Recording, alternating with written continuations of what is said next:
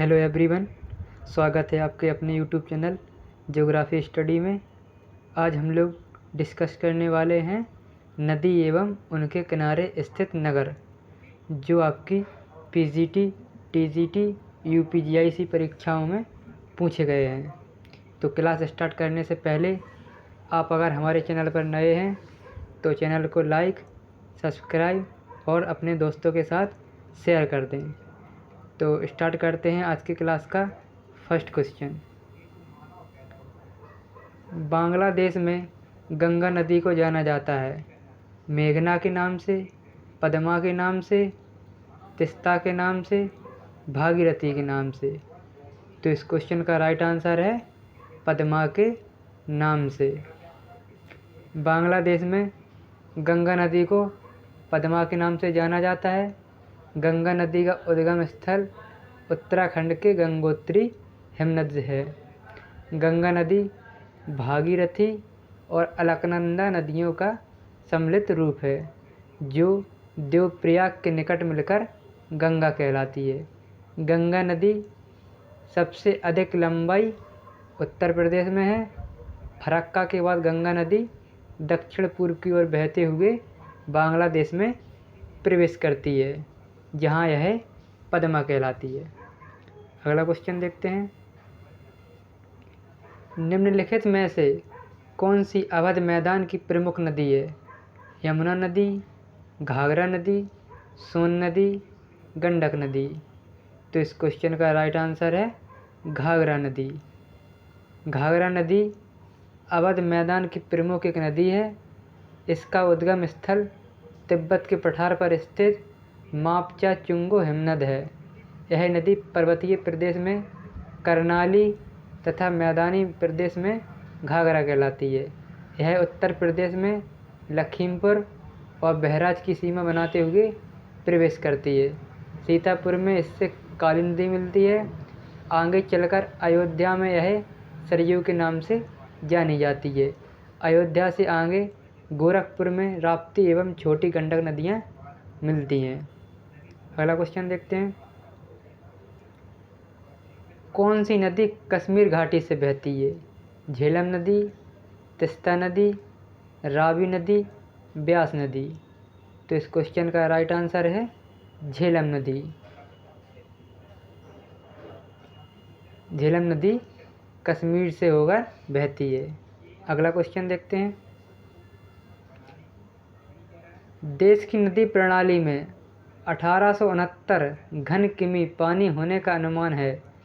इनमें से अनुमानतः कितने घन किमी पानी इस्तेमाल में लाया जा सकता है?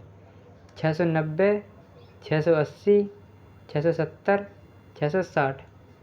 तो इस क्वेश्चन का राइट आंसर है 690। देश की नदी प्रणाली में प्रतिवर्ष लगभग 1869 घन किमी पानी प्रभावित होता है।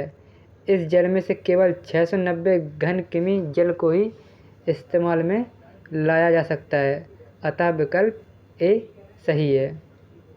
अगला क्वेश्चन देखते हैं।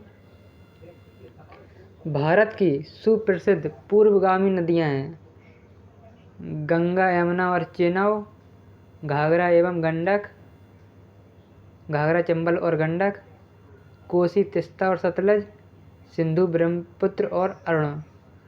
तो इस क्वेश्चन का राइट आंसर है option number D, Sindhu, Brahmaputra और अरुण। भारत की पूर्वगामी नदियाँ सिंधु, ब्रह्मपुत्र और अरुण हैं। जिन नदियों ने हिमालय को काटकर अपनी दिशा पूर्ववत बनाए रखी है, उन्हें पूर्ववर्ती नदी कहा जाता है। जो नदियाँ ढाल के बनने के पश्चात ढाल के अनुरूप बहना प्रारंभ करती हैं, उन्हें अनुवर्ती नदियाँ कहा जाता है। अगला क्वेश्चन देखते हैं। निम्नलिखित कथनों पर विचार कीजिए तथा नीचे दिए गए कूट से सही उत्तर चुनिए। तो कथन ए दिया गया है, उत्तरी भारत का वर्तमान अपवाय प्रतिरूप इंडो ब्राह्मण नदी तंत्र में विघटन का प्रतिफल है। कारण आर है, पोटवार पठार क्षेत्र का उत्थान एवं मालदा गैप क्षेत्र का अवतरण हुआ है। तो ए ऑप्शन दिया गया है, ए और आर दोनों सत्य हैं तथा आर ए की सही व्याख्या है। बी ऑप्शन दिया गया है, ए और आर दोनों सत्य हैं परंतु आर ए की सही व्याख्या नहीं है। ऑप्शन सी दिया गया है, ए सत्य है परंतु आर गलत है। ऑप्शन डी दिया गया है, ए गलत है परंतु आर सत्य है। तो इस क्वेश्चन का राइट आंसर है ऑप्शन नंबर ए और आर दोनों सत्य हैं तथा आर ए की सही व्याख्या है। इंडो ब्रह्म या शिवालिक नदी हिमालय के दक्षिण में पूरब से पश्चिम को प्रवाहित होती हुई सिंधु की खाड़ी में गिरती है। इनमें से तिब्बती नदी, आद्य सिंधु, आद्य सतलज और आद्य ब्रह्मपुत्र आदि बाईं ओर की सहायक नदियां हैं। शीर्ष अपरदन द्वारा विखंडित कर दी गई तथा शिवालिक नदी प्लीस्टोसीन काल में पोटवार पठार के उत्थान एवं मालदा गैप के अपक्षेपण के कारण 3 भागों में बट गई है। अगला क्वेश्चन देखते हैं। उत्तराखंड राज्य की निम्नलिखित नदियों का पूर्व से पश्चिम की ओर सही क्रम है। काली, कोसी, नबार, टोंस, भागीरथी, यमुना, सरयू, कोरी गंगा, अलकनंदा, मंदाकिनी, पिंडर, धानी, रामगंगा, नयार, मंदाकिनी, पिंडर। तो इस क्वेश्चन का राइट आंसर है ऑप्शन नंबर ए, काली, कोसी, नबार, टोंस। अगला क्वेश्चन देखते हैं। निम्न नदियों की लंबाई के अनुसार कौन एक अवरोही क्रम है? यमुना, गोदावरी, कृष्णा, कावेरी, गोदावरी, कृष्णा, यमुना, कावेरी, गोदावरी, कृष्णा, कावेरी, यमुना, गोदावरी, यमुना, कृष्णा, कावेरी। तो इस क्वेश्चन का राइट आंसर है option number B, Godavari, Krishna, Yamuna, Kaveri. उपर्युक्त नदियों की लंबाई इस प्रकार है। गोदावरी 1465 किलोमीटर, कृष्णा नदी 1400 किलोमीटर, यमुना नदी 1376 किलोमीटर, कावेरी नदी 800 किलोमीटर। अगला क्वेश्चन देखते हैं। निम्नलिखित नदियों में से कौन महान हिमालय के उत्तर में उत्पन्न होती है? रावी, झेलम, चिनाब, सतलज। तो इस क्वेश्चन का राइट आंसर है option number D, Sutlej. Sutlej नदी महान हिमालय के उत्तर में मानसरोवर के निकट राक्षस ताल से निकलती है। यह हिमालय पर्वत श्रेणी में सिपकीला से बहती हुई पंजाब के मैदान में प्रवेश करती है। यह एक पूर्ववर्ती नदी है। रावी नदी हिमाचल प्रदेश की कुल्लू पहाड़ियों में रोहतांग दर्रे के पश्चिम से निकलकर चंबा घाटी से बहती है। झेलम नदी कश्मीर घाटी के दक्षिण पूर्वी भाग में पीरपंजर गिरिपथ से स्थित वेरीनाग झरने से निकलती है। चेनाब सिंधु नदी की सहायक नदी है। यह चंद्रा और भागा 2 सरिताओं के मिलने से बनी है, इसीलिए इसे चंद्रभागा के नाम से भी जाना जाता है। अगला क्वेश्चन देखते हैं। निम्नांकित में से कौन सी नदी हिमालय से परे की नदी है? हिमालय से पहले की नदी है। गंगा, यमुना, सतलज, रावी। तो इस क्वेश्चन का राइट आंसर है सतलज। अगला क्वेश्चन देखते हैं। निम्नलिखित में से कौन सी प्राचीन नदी नहीं है? सिंधु, गोमती, काली, सतलज। तो इस क्वेश्चन का राइट आंसर है ऑप्शन नंबर बी, सतलज। भूगर्भिक दृष्टि से प्राचीन नदी से तात्पर्य ऐसी नदियों से है जो समय काल में अपने मार्ग की स्थलाकृतियों में परिवर्तन के बावजूद अपने मूल प्रवाह, मार्ग और पैटर्न को बनाए रखती हैं। हिमालय क्षेत्र की अनेक नदियाँ सिंधु, सतलज, गंगा, घाघरा, कोसी, काली, गंडक आदि ऐसी नदियाँ हैं जो हिमालय के उत्थान से पहले की हैं तथा ये बाद में बने पर्वतों से होकर गर्ज बनाते हुए अपने मूल प्रवाह मार्ग पर कायम रही हैं। गोमती नदी इस श्रेणी में नहीं आती है। अगला क्वेश्चन देखते हैं। निम्नलिखित प्रदेशों में से कौन सा एक अरीय अपवाह प्रतिरूप का उदाहरण नहीं है? हजारीबाग पठार, पारसनाथ पठार, पांचेत पहाड़ी, पन्ना पठार। तो इस क्वेश्चन का राइट आंसर है पन्ना पठार। पन्ना पठार अरीय या अपकेंद्रीय प्रभाव प्रतिरूप का उदाहरण नहीं है। हजारीबाग पठार, पारसनाथ पठार, पांचेत पहाड़ी अरीय अपवाह प्रतिरूप के उदाहरण हैं। अरीय अपवाह प्रतिरूप में नदियाँ एक स्थान से निकलकर चारों तरफ प्रसारित होती हैं। इस प्रकार की अपवाह प्रतिरूप को केंद्र त्यागी या अरीय अपवाह भी कहते हैं।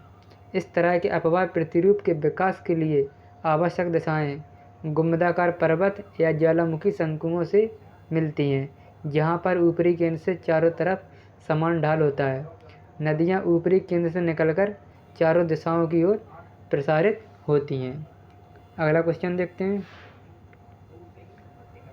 गंगा का डेल्टा निम्नलिखित में से किस प्रकार के डेल्टा का उदाहरण है? पक्षी पंजा डेल्टा, ज्वारा नदी मुखी डेल्टा, चापाकार डेल्टा, रुंडित डेल्टा। तो इस क्वेश्चन का राइट आंसर है ऑप्शन नंबर सी, चापाकार डेल्टा। गंगा के डेल्टा को गंगा ब्रह्मपुत्र डेल्टा भी कहा जाता है। यह विश्व का सबसे बड़ा डेल्टा है। सर्वाधिक उपजाऊ क्षेत्र होने के कारण इसे ग्रीन डेल्टा के नाम से भी जाना जाता है। गंगा ब्रह्मपुत्र डेल्टा चापाकार डेल्टा का उदाहरण है। अगला क्वेश्चन देखते हैं। भारत की प्रमुख नदियों व उनके उद्गम स्थलों के जोड़े बनाइए। तो यमुना नदी यमुनोत्री से निकलती है, कृष्णा नदी महाबलेश्वर से निकलती है, गोदावरी नासिक से निकलती है, महानदी सिहावा से निकलती है। तो इस क्वेश्चन का right answer option number A हो जाएगा। अगला क्वेश्चन देखते हैं। निम्नलिखित में से कौन सी नदी घाटी बाढ़ आपदा के लिए कुख्यात है? पेनगंगा, सिंधु, कोसी, कावेरी। तो इस क्वेश्चन का राइट आंसर है ऑप्शन नंबर डी, ए, बी तथा डी। पेनगंगा, सिंधु और कावेरी बाढ़ आपदा के लिए कुख्यात नहीं है। दिए गए विकल्पों में से कोसी नदी घाटी बाढ़ आपदा के लिए कुख्यात है। इस कारण कोसी को बिहार का शोक कहा जाता है। पेनगंगा, सिंधु एवं कावेरी नदी बाढ़ आपदा के लिए कुख्यात नहीं है। अगला क्वेश्चन देखते हैं। निम्नलिखित में से किस नदी को बिहार का शोक कहा जाता है? तो बिहार का शोक कोसी नदी को कहा जाता है। अगला क्वेश्चन देखते हैं। कोसी नदी किन 3 नदियों के मिलने से बनी है? ऑप्शन नंबर ए मयनगाड़ी, बाड़ी त्रिशूली, सुन अरुण तामूर, शारदा अर्जु ताप्ती, बनास सिंध बेतवा। तो इस क्वेश्चन का राइट आंसर है ऑप्शन नंबर बी, सुन अरुण तामूर। अगला क्वेश्चन देखते हैं। ऐसी कितनी नदी बेसिन है जिनका प्रवाह क्षेत्र का 20,000 वर्ग किलोमीटर से अधिक है? 13, 14, 15, 16। तो इस क्वेश्चन का राइट आंसर है ऑप्शन नंबर बी, 14। केंद्रीय जल आयोग के अनुसार ऐसे 14 मुख्य नदी बेसिन हैं जिनका प्रवाह क्षेत्र 20,000 वर्ग किलोमीटर से अधिक का है। ये नदी बेसिन इस प्रकार हैं: सिंधु, गंगा, ब्रह्मपुत्र, बराक एवं अन्य, गोदावरी, कृष्णा, कावेरी, ब्रह्मणी तथा बैतरणी, महानदी, पेन्नार, माही, साबरमती, नर्मदा, ताप्ती नदी बेसिन है। अगला क्वेश्चन देखते हैं। सूची 1 को सूची 2 से सम्मिलित कीजिए और दिए गए कूट का प्रयोग करके उपयुक्त विकल्प का चयन करें। तो कृष्णा नदी की सहायक नदी भीमा है,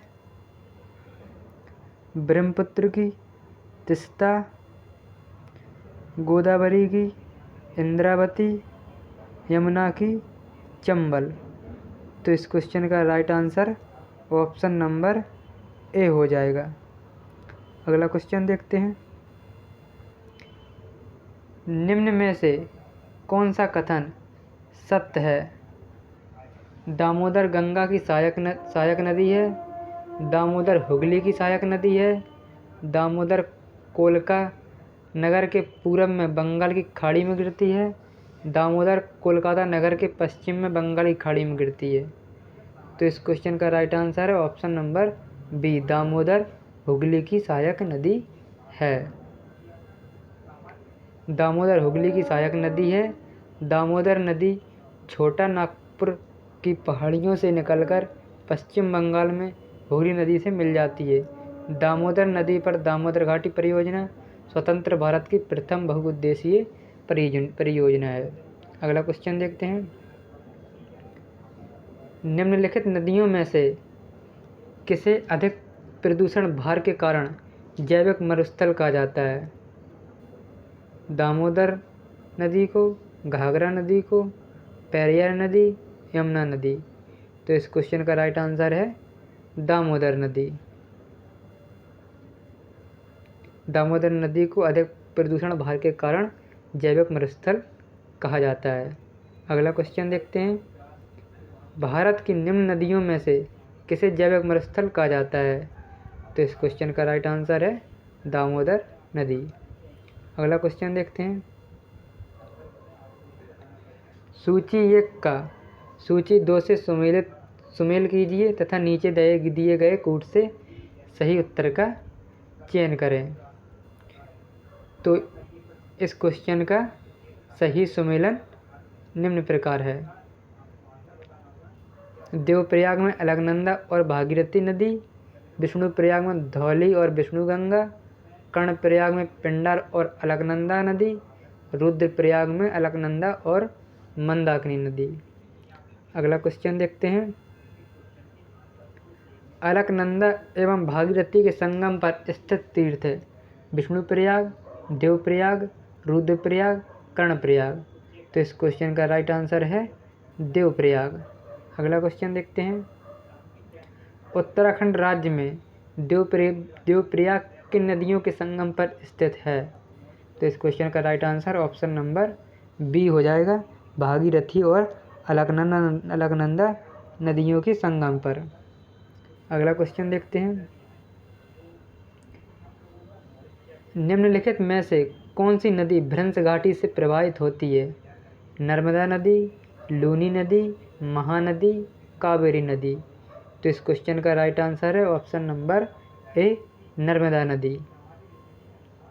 नर्मदा नदी मध्य प्रदेश की अमरकंटक नामक पहाड़ी से निकलकर भड़ौच के निकट अरब सागर की खंबात की खाड़ी में जा गिरती है। यह भ्रंश घाटी से होकर बहती है। नर्मदा नदी डेल्टा का निर्माण नहीं करती है, बल्कि यह एक एस्चुअरी का निर्माण करती है। इसके उत्तर में विंध्याचल तथा दक्षिण में सतपुड़ा पर्वत स्थित है। अन्य नदियाँ लूनी, महानदी, कावेरी भ्रंश घाटी से होकर नहीं बहती हैं। अगला क्वेश्चन देखते हैं। निम्नलिखित में से कौन सी नदी डेल्टा का निर्माण नहीं करती है? गंगा नदी, यमुना नदी, कावेरी नदी, नर्मदा नदी। तो इस क्वेश्चन का राइट आंसर है नर्मदा नदी। अगला क्वेश्चन देखते हैं। निम्नलिखित में से कौन सी नदी भ्रंश घाटी में बहती है? सोन नदी, नर्मदा नदी, महानदी, कृष्णा नदी। तो इस क्वेश्चन का राइट आंसर है नर्मदा नदी। अगला क्वेश्चन देखते हैं। निम्न में से कौन सी नदी एक भ्रंश घाटी में प्रवाहित होती है? लूनी नदी, नर्मदा नदी, सोन नदी, यमुना नदी। तो इस क्वेश्चन का राइट आंसर है नर्मदा नदी। अगला क्वेश्चन देखते हैं। कौन नदी अरब सागर में गिरती है? कावेरी नदी, कृष्णा नदी, गोदावरी, नर्मदा। तो इस क्वेश्चन का राइट आंसर है ऑप्शन नंबर डी, नर्मदा नदी। अगला क्वेश्चन देखते हैं। निम्नांकित नदियों में से कौन भ्रंशन का परिणाम है? कावेरी, महानदी, नर्मदा, माही। तो इस क्वेश्चन का राइट आंसर है ऑप्शन नंबर सी, नर्मदा। अगला क्वेश्चन देखते हैं। निम्नांकित कथनों पर विचार कीजिए तथा नीचे दिए गए कूट से सही उत्तर चुनिए। कथन ये दिया गया है, पश्चिमी घाट की नदियों द्वारा डेल्टा का निर्माण नहीं होता है। कारण आर है, यहाँ नदियाँ अधिकांशतः छोटे प्रवाह क्षेत्रों एवं अपेक्षाकृत बड़ी चट्टानों पर प्रवाहित होता है। तो इस क्वेश्चन का राइट आंसर है ऑप्शन नंबर डी। ए गलत है परंतु आर सही है। पश्चिमी घाट से निकलकर बंगाल की खाड़ी की ओर प्रवाहित होने वाली नदियाँ जैसे गोदावरी, कृष्णा, कावेरी डेल्टा का निर्माण नहीं करती है। अतः उपर्युक्त कथन की पश्चिमी घाट की नदियों द्वारा डेल्टा का निर्माण नहीं होता है गलत है।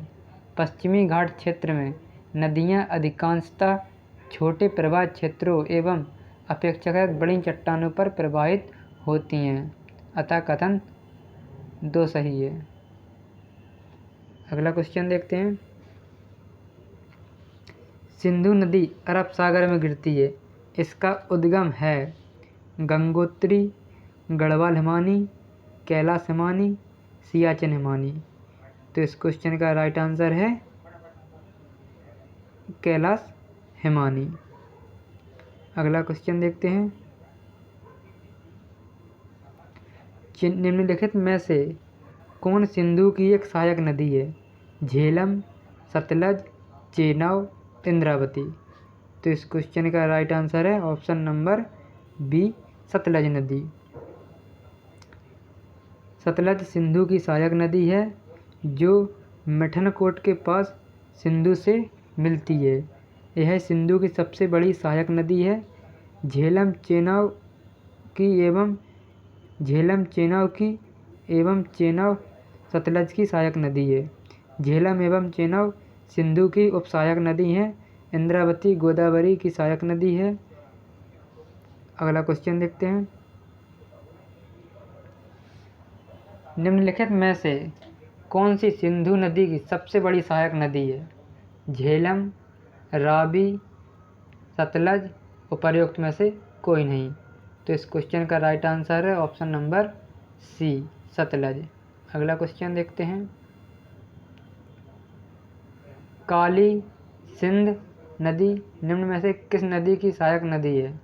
ब्रह्मपुत्र की, गंगा की, सिंधु, यमुना, गोदावरी। तो इस क्वेश्चन का राइट आंसर है ऑप्शन नंबर डी, यमुना की। काली सिंध नदी चंबल की सहायक नदी है क्योंकि चंबल नदी विकल्प में नहीं है। चंबल यमुना की सहायक नदी है अतः विकल्प डी को ही सही माना जा सकता है। काली सिंध नदी का उद्गम मध्य प्रदेश के देवास जिले के बागली गांव से हुआ है तथा यह राजस्थान में चंबल नदी में मिल जाती है। अगला क्वेश्चन देखते हैं। निम्नांकित नदियों में से कौन सी नदी ज्वारनदमुख बनाती है? गोदावरी, महानदी, सुवर्णरेखा, ताप्ती। तो इस क्वेश्चन का राइट आंसर है ऑप्शन नंबर डी, ताप्ती। अगला क्वेश्चन देखते हैं। निम्नलिखित में से कौन सी नदी ज्वारनदमुख का निर्माण नहीं करती है? गंगा नदी, ताप्ती नदी, गोदावरी नदी, महानदी। तो इस क्वेश्चन का राइट आंसर है ऑप्शन नंबर बी, ताप्ती नदी। अगला क्वेश्चन देखते हैं। निम्नलिखित नदियों में से कौन गोदावरी की सहायक नदी नहीं है? मंजरा नदी, प्राणहिता नदी, पेनगंगा नदी, माही नदी। तो इस क्वेश्चन का राइट आंसर है ऑप्शन नंबर डी, माही नदी। माही नदी गोदावरी की सहायक नदी नहीं है। अगला क्वेश्चन देखते हैं। वह कौन सी नदी है जिसका उद्गम एवं मुहाना भारतीय गणराज्य में है? गोदावरी नदी, ब्रह्मपुत्र नदी, सतलज नदी, सिंधु नदी। तो इस क्वेश्चन का राइट आंसर है गोदावरी नदी। दिए गए विकल्पों में गोदावरी नदी का उद्गम एवं मुहाना भारत में है। गोदावरी नदी प्रायद्वीपीय भारत की सबसे बड़ी नदी है। इसकी लंबाई 14 से 65 किलोमीटर है। यह महाराष्ट्र के नासिक जिले में पश्चिमी घाट से उत्पन्न होती है और दक्षिण भारत को पार कर दक्षिण पूर्व की ओर बहती है। बंगाल की खाड़ी में जा गिरती है। अपने विशाल आकार तथा विस्तार के कारण यह प्रायः वृद्ध गंगा के नाम से पुकारी जाती है। अगला क्वेश्चन देखते हैं। निम्नलिखित में से कौन प्रायद्वीपीय भारत की सबसे बड़ी नदी है? गोदावरी नदी, कृष्णा नदी, कावेरी नदी, नर्मदा नदी।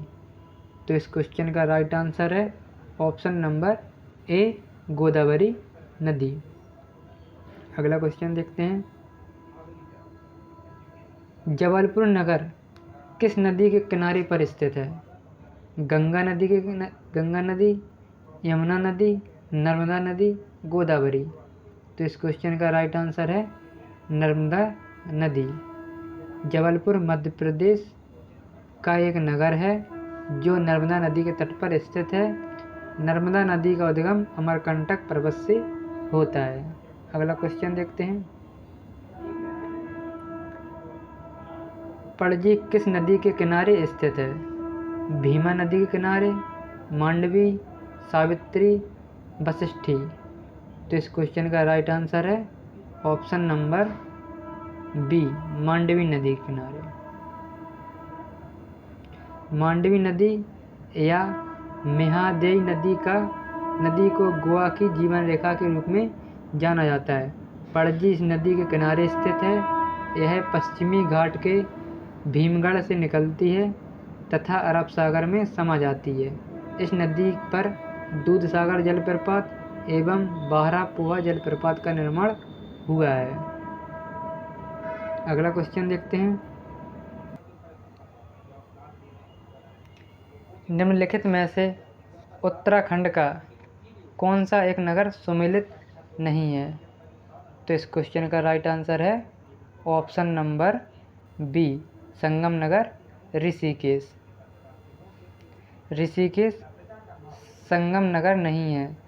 श्रीनगर उत्तराखंड का नदी घाटी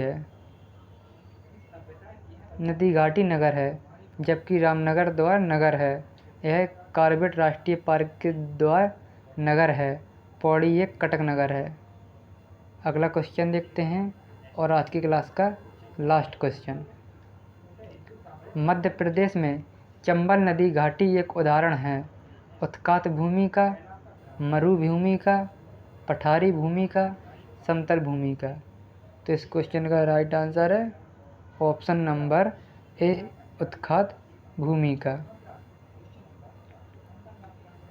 मध्य प्रदेश में चंबल नदी घाटी एक उत्कात भूमि का उदाहरण है। इसे बीहड़ क्षेत्र के रूप में भी जाना जाता है। अगर वीडियो अच्छा लगा हो तो चैनल को लाइक करें, सब्सक्राइब करें, शेयर करें और अपने दोस्तों के साथ शेयर करें। धन्यवाद।